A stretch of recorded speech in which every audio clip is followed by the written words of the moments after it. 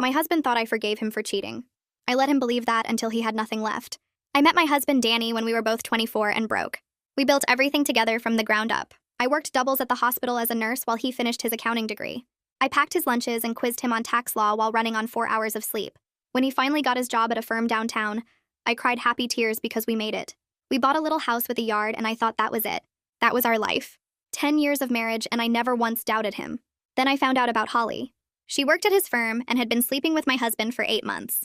I found out because she texted him a heart emoji at 2 a.m. and his phone lit up on the nightstand. I checked his messages while he snored next to me and read 6 months of conversations about how boring I was and how Holly made him feel alive again. He told her I was basically his roommate at this point. He told her I had let myself go. He told her he was only staying with me because leaving would be expensive. I sat in our bathroom and cried for 3 hours. When I came out, I had a plan. The next morning, I confronted Danny and watched him turn into someone I didn't recognize. First, he denied it. Then, when I told him I read everything, he got mad at me for going through his phone. He said I violated his privacy. He said if I had been more attentive, he wouldn't have needed to look elsewhere. He actually told me that Holly understood him in ways I never could. I asked if he wanted a divorce and he laughed. He said Holly was fun, but she wasn't wife material. He said I was overreacting and that it was just physical.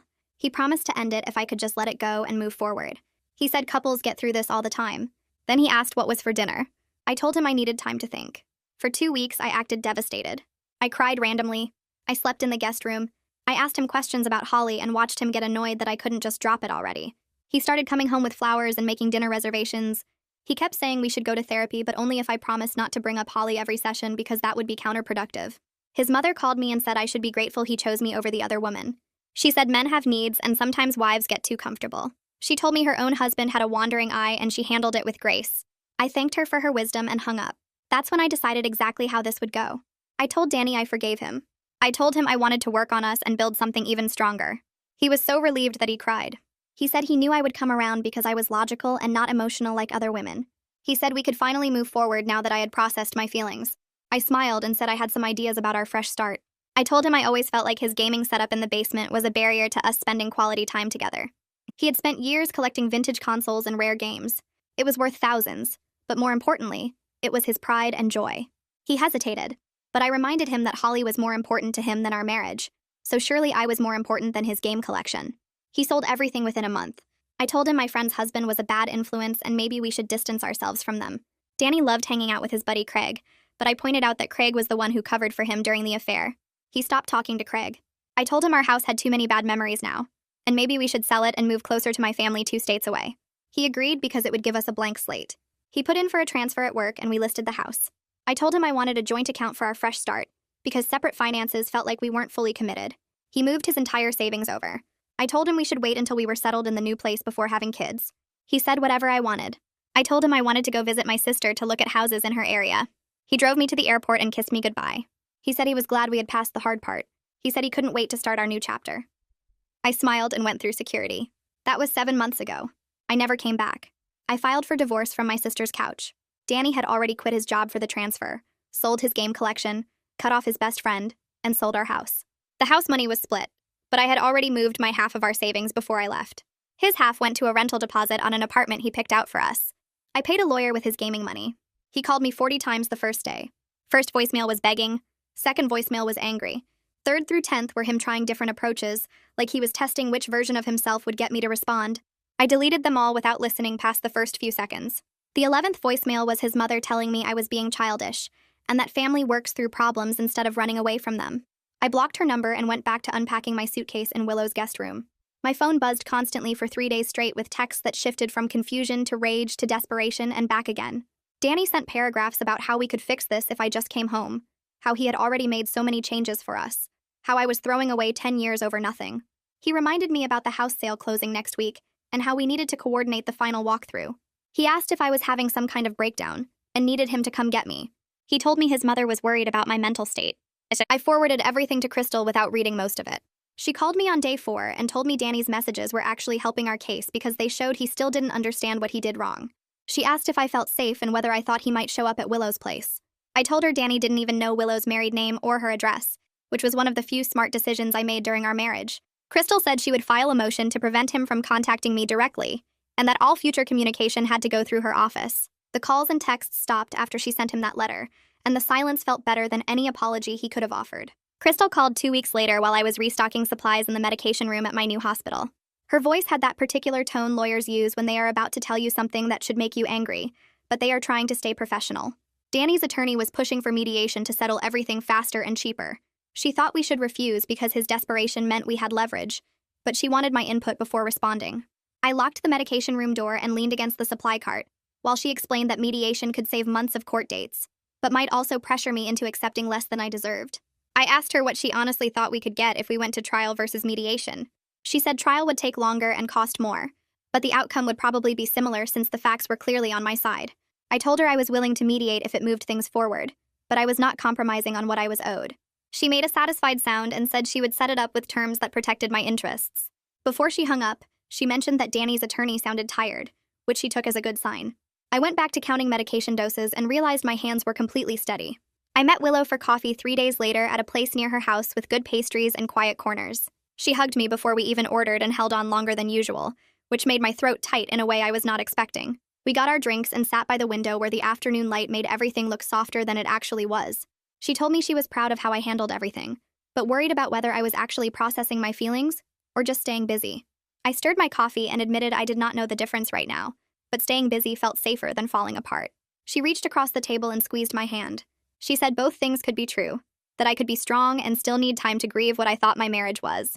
I had not cried since leaving Danny, and suddenly I was crying in a coffee shop while Willow handed me napkins and blocked me from the view of other customers with her body.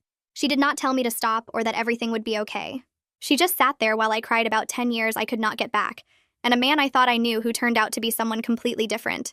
When I finally stopped, she ordered us more coffee and a chocolate croissant to split, and we sat there not talking for a while in a way that felt more comforting than any words could have been. The mediation got scheduled for 3 weeks out, and Crystal sent me a detailed list of everything we were asking for and why I was entitled to it. I printed the document and read through it twice at Willow's kitchen table while she made dinner. The numbers were fair but firm, and seeing it all laid out made me realize how much I contributed to a life Danny claimed was his achievement. My labor, my money, my support, all of it quantified on paper in neat columns that showed exactly what I gave up while he built his career. Crystal had included the cost of his education, which I primarily funded through my nursing income. She listed the mortgage payments I made during the months he was between jobs. She calculated my contribution to his retirement account through the household expenses I covered, so he could maximize his contributions. She even included the market value of the domestic labor I provided, cooking and cleaning and managing our home while working full-time. The total was substantial enough that I had to read it 3 times to make sure I was seeing it correctly. Willow looked over my shoulder and whistled. She said Danny was going to lose his mind when he saw these numbers, and I realized I did not care if he did. 2 days later, Crystal called to say Danny's attorney had contacted her asking if I would be willing to speak with Danny directly before mediation. She relayed this with obvious skepticism in her voice, like she was reading me something ridiculous she found on the internet. His attorney suggested it might help us reach an agreement more easily if we could just talk things through like adults. Crystal waited for my response with the kind of silence that meant she already knew what I was going to say, but wanted me to say it anyway. I told her absolutely not, that anything Danny wanted to say to me could be said through lawyers in a professional setting. She sounded relieved by my answer and said she would shut down any future requests for direct contact. She mentioned that these kinds of requests usually meant the other side was worried about mediation and trying to find an easier path. I asked if that meant we had the advantage, and she said it meant Danny was finally starting to understand he could not charm or manipulate his way out of consequences. Before we hung up, she reminded me not to respond to any attempts Danny made to contact me outside official channels, and I promised her I would not. I had dinner with Willow and Sebastian the following week, and Sebastian grilled chicken while Willow made a salad that was too fancy for a regular Tuesday. We were halfway through the meal when Sebastian mentioned he ran into someone from Danny's firm at a work conference.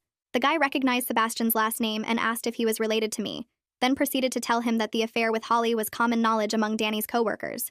Apparently, Danny and Holly were not subtle, and people had been gossiping about it for months before I found out. They had been seen leaving together after work, taking long lunches, and Danny had Holly's photo as his phone wallpaper for a while. I set down my fork and felt humiliated all over again, realizing how many people knew while I worked doubles and packed his lunches. Willow reached over and squeezed my arm. She said those people were not my friends, and their opinions did not matter, but I could tell she was angry on my behalf. Sebastian apologized for bringing it up, but I told him I was glad to know. It made me feel less stupid for not seeing it sooner if they were obvious enough that his entire office knew. My therapist asked me what I wanted my life to look like a year from now, and I sat there on her couch realizing I had no idea beyond not married to Danny. She waited while I tried to come up with something more specific, but everything I thought of felt like it was defined by what I did not want, rather than what I did. I told her this, and she nodded like I had said something important, instead of admitting I had no plan. She suggested that maybe that was enough for now. Knowing what I did not want was the first step toward figuring out what I did want. I left the session feeling like I had permission to not have everything figured out yet, which was strange because I had not realized I was putting that pressure on myself. I drove back to Willow's place and sat in the car for a while before going inside, just thinking about what I might actually want if I was not spending all my energy on what I was running from. Crystal sent over the final mediation prep documents, and I spent an evening reviewing everything with Willow at her dining room table. She read through the financial breakdown while I made notes on the settlement terms Crystal wanted me to push for. Willow suddenly stopped reading and looked up at me. She pointed out that I was entitled to half of Danny's retirement account too, which I had forgotten about. The number was substantial, more than I expected because he had been contributing the maximum amount for years while I covered more of our regular expenses. I added it to the list of things I was not backing down on, and Willow said Danny was going to need a second job just to recover from this divorce. I did not feel bad about it. He told Holly he was only staying with me because leaving would be expensive, so I was just making sure he was right about that. I picked up an extra shift at the hospital and ended up working with a doctor who was going through a divorce herself.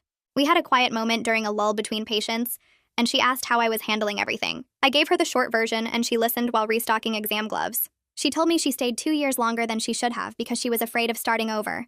She looked at me and said I was brave for leaving when I did, and I realized maybe I was. It had not felt brave at the time. It felt necessary and angry and like the only choice I had left. But sitting there in the break room with someone who understood what it cost to leave, I thought maybe brave and necessary could be the same thing. The day before mediation, Danny sent another email through Crystal begging me to reconsider the divorce entirely. He said he had changed, that losing everything made him realize what matters, that he would do anything to fix this. Crystal forwarded it with a note asking if I wanted to respond. I read it once and felt nothing except tired. I told her my presence at mediation tomorrow was my response, that I was done talking and ready for action. She sent back a thumbs-up emoji, which made me laugh because it felt like exactly the right amount of respect to give Danny's last attempt at manipulation. I walked into the mediation office wearing my favorite dress and the confidence of someone who has nothing left to lose. The building was newer than I expected, all glass and steel with uncomfortable modern furniture in the waiting area. Danny was already there with his attorney, sitting in chairs that faced away from the entrance. He turned when the door opened and I got my first look at him in months. He looked terrible. He had lost weight, enough that his clothes did not fit right and hung off his shoulders. His face was drawn and he had circles under his eyes that made him look older than he was. He could not meet my eyes, just stared at his hands while his attorney stood up to greet Crystal. The attorney looked tired too, like this case had been exhausting for everyone except me and Crystal. We shook hands with the mediator, a woman in her 50s with gray hair and an expression that suggested she had seen every kind of divorce drama and was not impressed by any of it. She directed us to a conference room and explained the process, while Danny kept stealing glances at me like he was trying to figure out if I was real. The mediator opened the session by explaining the process, while Danny's attorney shuffled papers and cleared his throat. He started right away, painting me as someone who tricked Danny into giving up everything important to him. He said I took advantage of Danny's guilt and manipulated him into selling his belongings and leaving his job. He made it sound like I planned the whole thing from the beginning just to hurt Danny, not because Danny destroyed our marriage by sleeping with someone else for 8 months. Crystal sat quietly and let him talk, taking notes while his voice got louder and more confident. When he finished, she opened her folder and pulled out printed copies of text messages between Danny and Holly. She read them out loud in a calm voice, the parts where Danny called me boring and said I let myself go. She read the message where he told Holly he was only staying with me because divorce would be expensive. Then she pulled out a second document showing the timeline of the affair, 8 months of Danny lying to my face while I worked doubles at the hospital. She mentioned his mother's phone call advising me to accept his cheating with Grace, and the mediator's expression changed completely. She looked at Danny like she was seeing him for the first time and not in a good way. His attorney tried to interrupt, but Crystal kept going, laying out every piece of evidence that showed Danny made his own choices and lived with the results. By the time she finished, the mediator was taking notes and Danny was staring at the table. We took a break after 2 hours, and I walked into the hallway to get away from the conference room. Danny followed me out and said my name like it hurt him physically to speak. I turned and looked at him directly for the first time since I left 7 months ago. He looked worse up close, with new lines around his eyes and a desperate expression that probably worked on other people. I waited for some feeling to show up, anger or satisfaction or even sadness about what we used to be. Nothing came. I felt the same way I'd feel looking at a stranger in a grocery store, just blank recognition that another person existed in the same space. He opened his mouth to say something else, but I walked past him toward the bathroom without responding. Crystal was waiting by the water fountain and raised her eyebrows at me, and I shook my head to show I was fine. We went back into the conference room and kept going. The mediation lasted 6 hours total, breaking only for lunch and bathroom stops. Danny's attorney kept trying different approaches, suggesting we split things differently, or give Danny more time to get back on his feet. Crystal shut down every attempt with facts and numbers, showing exactly why I deserved what we were asking for. She brought up the money I spent supporting Danny through school, the years I worked extra shifts so he could focus on his career, the retirement contributions he made while I covered our regular bills. Everything was documented and clear. No room for argument about who contributed what. Around hour 5, I watched Danny's attorney lean over and whisper something to Danny that made his face go pale. They asked for another break and went into the hallway for 15 minutes. When they came back, the attorney told the mediator that going to court would cost Danny more in legal fees than he would save fighting our settlement terms. He recommended Danny accept the agreement we proposed. Danny's hands shook when he picked up the pen to sign the papers. Mine stayed completely steady while I signed my name next to his. Crystal squeezed my shoulder as we gathered our things to leave, and I realized the hardest part was actually over now. Everything else was just paperwork and waiting. The settlement gave me exactly what I earned, half of everything we built together plus repayment for the money I spent on Danny's education. The total came to enough that I could start completely over without worrying about finances for a good while. Crystal broke down the numbers for me in her office after we left the mediation, showing me what would come from the house sale, what came from his retirement account, and what counted as education reimbursement. I had earned every single dollar through years of double shifts and sacrifices Danny took for granted. He kept his car, which was nearly paid off, and his credit card debt, which he created buying gifts for Holly. That seemed fair to me, given he created both situations himself. Crystal said the final divorce papers would take a few weeks to process through the court system, but the hard part was done. I thanked her and left her office feeling lighter than I had in months. Willow and Sebastian took me to dinner at a nice restaurant downtown to celebrate, the kind of place with cloth napkins and a wine list. I ordered what I wanted without checking prices or thinking about whether Danny would like it. Willow raised her glass halfway through the meal and made a toast to new beginnings, and Sebastian joined in with an encouraging smile. I realized sitting there that I actually believed in new beginnings now, not as some vague concept, but as a real thing happening in my life. The future stopped feeling like something to be scared of, and started feeling like something full of options I got to choose. We stayed late talking and laughing, and I noticed I was laughing without having to force it or pretend. The sound came naturally, like my body remembered how to feel happy without permission. Crystal called me at work the following week while I was restocking supplies in an exam room. She said the judge signed off on everything and the divorce was officially final. I was legally free, no longer tied to Danny or the life we built together. She sounded genuinely happy for me, almost excited, and I thanked her for fighting so hard to get me what I deserved. She told me I made her job easy by knowing exactly what I wanted and never backing down from it. She said most people waver or feel guilty and try to be generous to someone who hurt them, but I stayed clear and firm the whole time. That quality was rarer than I probably realized. We said goodbye, and I finished my shift feeling like a different person than the one who walked into that mediation office. I spent the next weekend actually furnishing my apartment instead of living with the bare minimum. I bought a couch in a color I loved, deep blue that Danny would have hated. I picked out artwork for the walls, bright abstract pieces that made me happy to look at. I arranged everything exactly how I wanted it without asking anyone's opinion or compromising on placement. Every single item in my space reflected my taste, my choices, my preferences. Walking through my apartment felt like walking through a physical representation of my independence. Nothing here belonged to Danny or reminded me of our marriage. This was entirely mine. My manager pulled me aside at the hospital during a quiet moment and asked if I would be interested in the charge nurse training program. It came with a significant raise and leadership responsibilities, the kind of career advancement I never had time to pursue when I was supporting Danny's ambitions. I accepted immediately without needing to think about it or discuss it with anyone. My career had room to grow now that I was only focused on my own goals. The promotion felt like proof that I was never the boring roommate Danny described to Holly. I was capable and skilled and valuable, and now I had the space to show it. Willow called me a few days later with news she heard through mutual friends back home. Danny had to move back in with his mother because he could not afford the apartment anymore on his reduced income. Apparently, Holly stopped returning his calls once he lost his job at the firm, which surprised absolutely no one who knew the situation. I felt a small flash of something that might have been satisfaction, but mostly I just felt relieved. None of his problems were mine to solve or worry about anymore. He made his choices, and now he was living with them, same as I was living with mine. The difference was, my choices led somewhere better.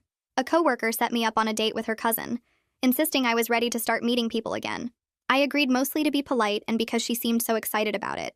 The guy was nice enough, polite and reasonably attractive, with a decent job and no obvious red flags. We had dinner at an Italian place and talked about normal things like work and hobbies and weekend plans. I spent the whole meal comparing him to Danny in my head, noticing small things he did differently or ways he reminded me of my ex-husband. By dessert, I realized I was not actually ready at all to date someone new. I was polite through the rest of the evening and thanked him for dinner, then drove home to my empty apartment. Sitting alone on my blue couch felt more comfortable than trying to connect with a stranger who did not know anything about what I had been through. My next therapy session happened a few days later, and I brought up the date that went nowhere. My therapist listened while I explained how I spent the whole meal comparing the guy to Danny, and realized halfway through dessert that I wasn't ready. She nodded and told me that not being ready was perfectly fine, and didn't mean I wouldn't be ready eventually. Then she asked what I was afraid of, and I had to think about it for a minute. I told her I was scared of trusting someone again and being wrong, of missing red flags like I did with Danny, of building a life with someone who would turn into a stranger. She said that was a reasonable fear that would take time to work through, and there was no rush to start dating again. I left feeling less broken about the failed attempt. 2 days later, my phone buzzed with a text from an unknown number. I almost deleted it without reading, but something made me open it. The message said it was Craig, Danny's former best friend, and he wanted to apologize for covering for Danny during the affair. He wrote that he should have told me what was happening instead of lying for Danny, and he felt terrible about his role in everything. He said he knew it was too late, but wanted me to know he was sorry. I read the message 3 times and felt nothing.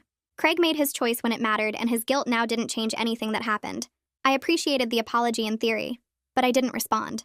Some people apologize to make themselves feel better, not to actually help the person they hurt. The charge nurse training program started the following Monday, and I threw myself into learning leadership skills and advanced clinical procedures. The instructor was a woman in her 50s who had been a nurse for 30 years, and she ran the sessions like a military operation. We learned how to manage difficult staff situations, handle emergency protocols, and make split-second decisions under pressure. During one simulation exercise, she pulled me aside and commented that I had a natural ability to stay calm under pressure. I thanked her and thought about how I stayed calm while planning my exit from a 10-year marriage, dismantling Danny's entire life piece by piece without him noticing. Some skills transferred in unexpected ways. The training was intense, but I loved it. Loved feeling competent and capable in a way that had nothing to do with supporting someone else's dreams.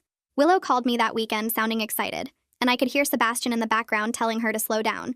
She told me they were expecting a baby, due in about 7 months, and asked if I was okay with being an aunt. I felt genuinely happy for them instead of the jealousy I might have felt a year ago when I still thought I'd be having kids with Danny.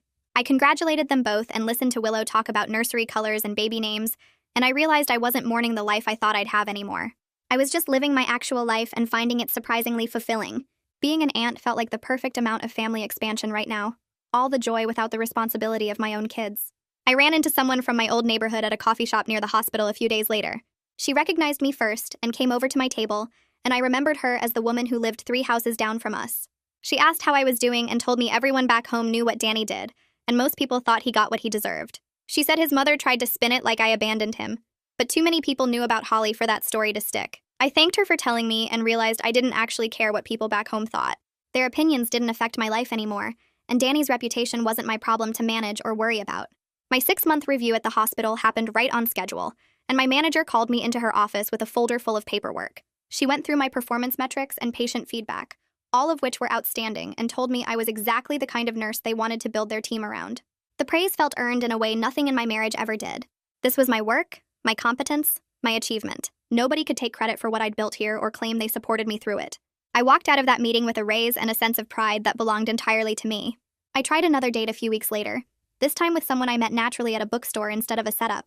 He was browsing the same section I was, and we started talking about the book I was holding. His name was Matthew, and he seemed normal and kind, with an easy smile that didn't feel forced. We got coffee after the bookstore and talked about books and travel and our jobs, and I managed to get through the whole evening without mentioning my divorce. He asked to see me again, and I said maybe, which felt like progress. I wasn't ready to commit to anything, but I also wasn't running away from the possibility. My therapist and I talked about forgiveness during my next session, and she asked if I'd forgiven Danny for what he did. I told her I hadn't forgiven him and I didn't plan to, but I also didn't think about him much anymore. She said that was actually better than forgiveness, that it was indifference, which meant he no longer had power over my emotional state. Forgiveness felt like something I would do for him, and I wasn't interested in doing anything for Danny ever again. Indifference was mine, a blank space where he used to live in my thoughts. I went to dinner at Willow and Sebastian's house the following weekend, and Willow asked if I had any regrets about how I handled everything. I thought about it honestly while cutting into my chicken, and told her my only regret was not seeing who Danny really was sooner. She pointed out that I couldn't have known until he showed me, which was true but didn't make the wasted years feel less frustrating. Sebastian added that some people are good at hiding who they really are, and I shouldn't blame myself for believing the person Danny pretended to be. I appreciated them both trying to make me feel better, but part of me would always wonder what signs I missed. Matthew asked me out for a 3rd date, and I realized I was actually looking forward to it instead of dreading it. We went hiking at a state park an hour outside the city, and the physical activity made conversation easier somehow. He told me about his own divorce 3 years ago, how his ex-wife cheated with a coworker, and he spent a year being angry before he finally moved on. I appreciated that he understood what it was like to rebuild your life from scratch, to learn how to trust yourself again after someone you loved betrayed you. We didn't talk about our exes the whole time, just enough to acknowledge we both knew what the other had been through. The rest of the hike we talked about normal things, and by the time we got back to the parking lot, I was thinking about a fourth date. I finished the training program 2 weeks ahead of schedule and got my official promotion with a raise that made me check the number twice. My first paycheck in the new position showed up in my account on a Thursday morning, and I sat in my car outside the bank staring at the deposit amount. It was more than Danny and I used to make together when we were supposedly building our life as a team. I transferred the money to my savings and watched the balance climb, feeling something settle in my chest that had nothing to do with revenge and everything to do with knowing I did this myself. Nobody helped me get here. Nobody took credit for my success, and nobody could claim they supported me through the hard parts. This achievement belonged entirely to me. Matthew texted me that afternoon asking if I wanted to grab dinner, and I realized we'd been seeing each other for 2 months without me really noticing the time pass. We met at a small Italian place near my apartment, and halfway through our pasta, he set down his fork and looked at me with an expression I couldn't quite read. He told me he was falling for me and wanted to know if I was ready for something serious, or if he should slow down and give me more space. I appreciated that he asked instead of assuming, and I told him the truth about still processing my divorce and needing to take things slow. He reached across the table and squeezed my hand, saying he was willing to move at whatever pace I needed because he wasn't going anywhere. That simple statement made me trust him more than any grand romantic gesture could have, and I squeezed his hand back.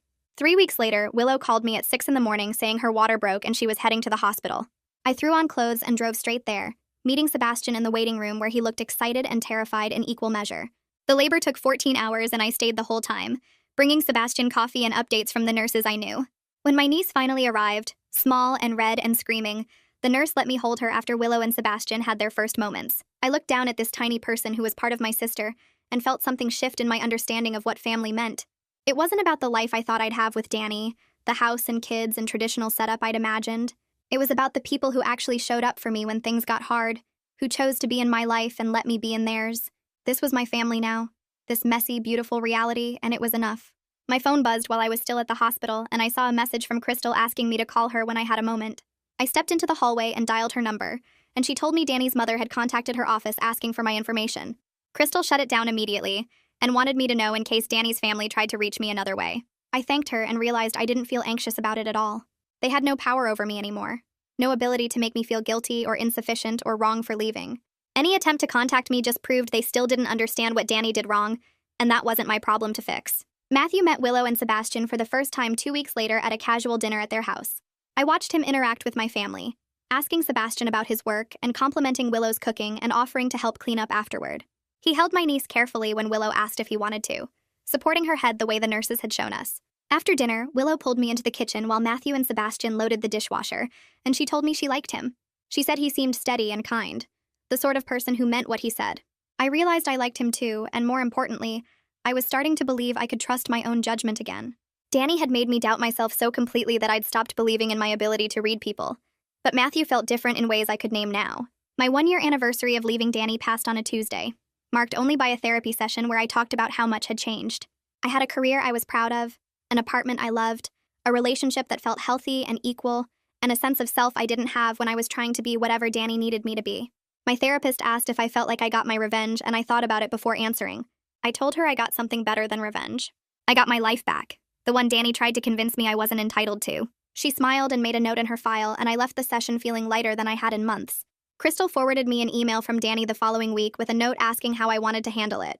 He wrote that he was in therapy now, and his counselor suggested making amends to people he'd hurt. He wanted to know if we could talk, if I'd be willing to hear him out and maybe find some closure together. I read it twice and felt nothing, but a mild irritation at being asked to participate in his healing process. I told Crystal to respond that I wished him well in his recovery, but I wasn't interested in being part of it. Some bridges aren't meant to be rebuilt. They're meant to stay burned so you remember not to cross back over them. Work offered me another promotion 3 months later, this time to a leadership position that involved training new nurses and developing clinical protocols for the whole department. My manager called me into her office and told me I had a gift for mentoring people through difficult situations, for staying calm when everything was chaos and helping others find their footing. I accepted the position and thought about how surviving my marriage taught me more about strength and resilience than any training program could.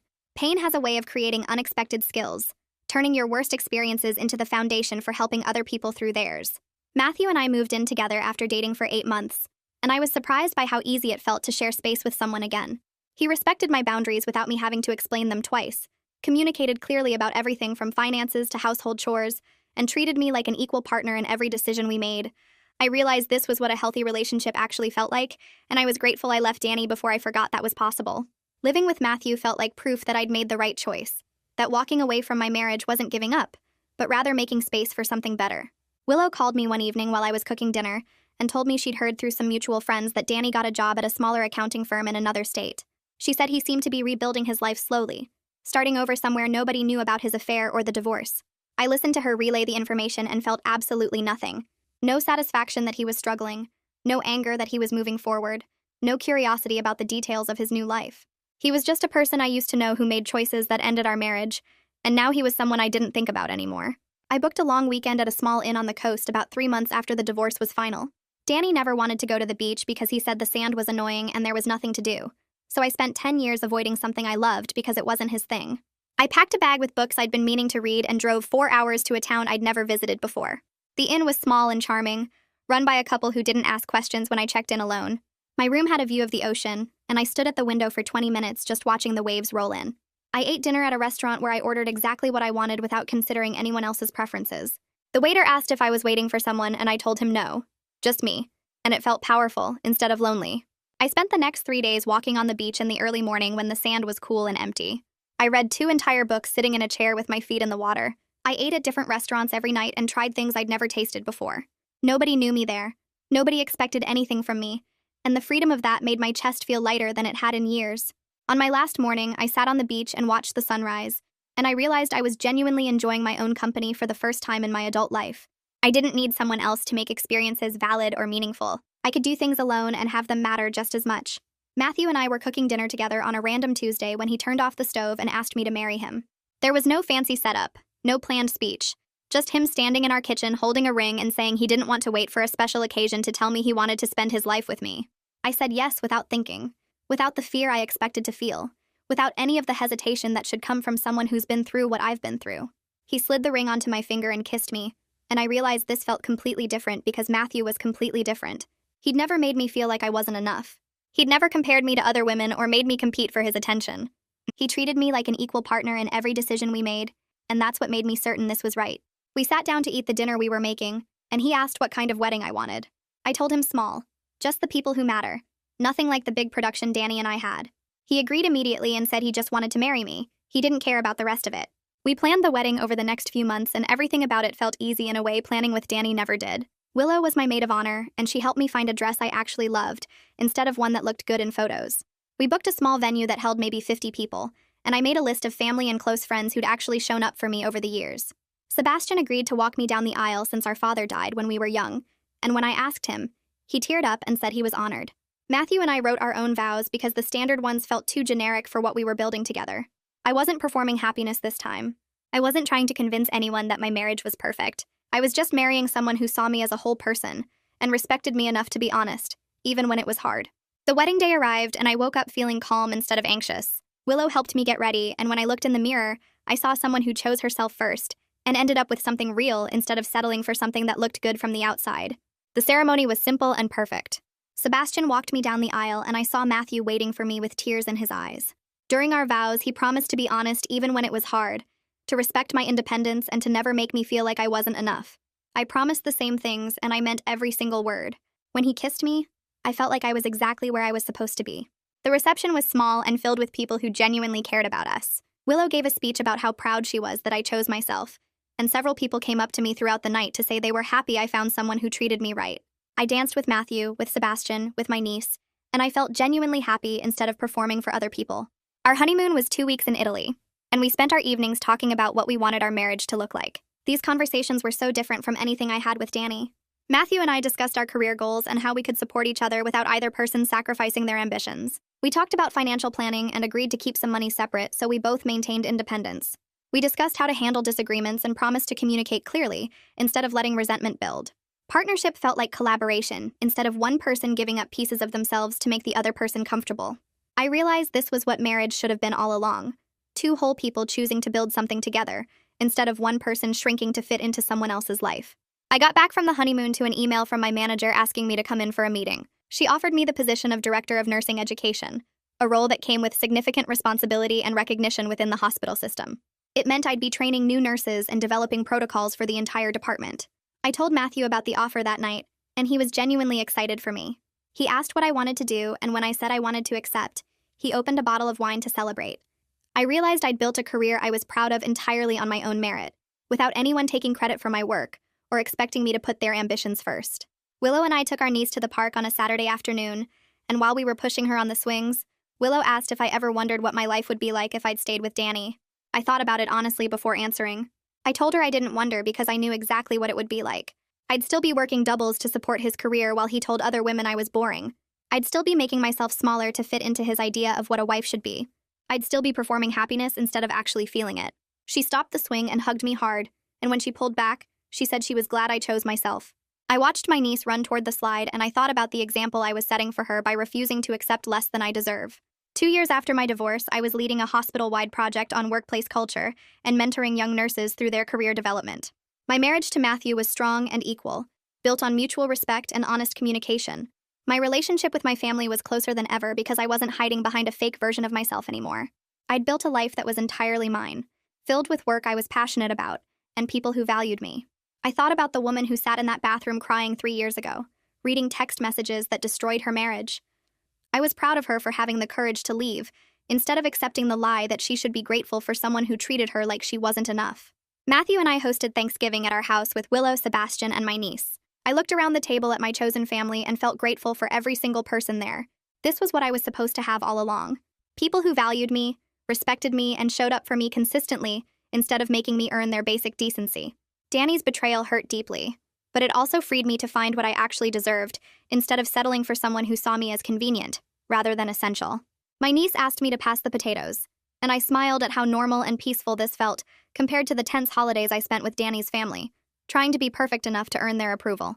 I attended a professional conference the following spring, and I was walking between sessions when I saw Holly standing near the registration desk. She spotted me at the same time, and for a second, we just looked at each other. She walked over and tried to apologize for the affair, saying she knew what she did was wrong and she was sorry for the pain she caused. I listened politely and then told her I was actually grateful it happened, because it showed me who Danny really was before I wasted more years on him. She looked surprised, like she expected me to still be angry or hurt. I walked away feeling completely at peace with everything that happened, because her affair with Danny wasn't the end of my life. It was the beginning of the one I was supposed to have all along. I babysat my niece one afternoon while Willow ran errands, and she followed me around the house chattering about everything from her favorite color to the neighbor's dog. She stopped in the middle of her story about preschool and announced that I was her favorite aunt. I laughed and reminded her I was her only aunt, but she shook her head seriously and said that didn't matter because I would still be her favorite even if there were 100 aunts. Something about her certainty made my chest feel tight in a good way. I realized how much joy there was in being present for the people I loved instead of performing for people who didn't value me. I was building something real through my work, my relationships, and the example I set. This life was so much better than anything I planned with Danny.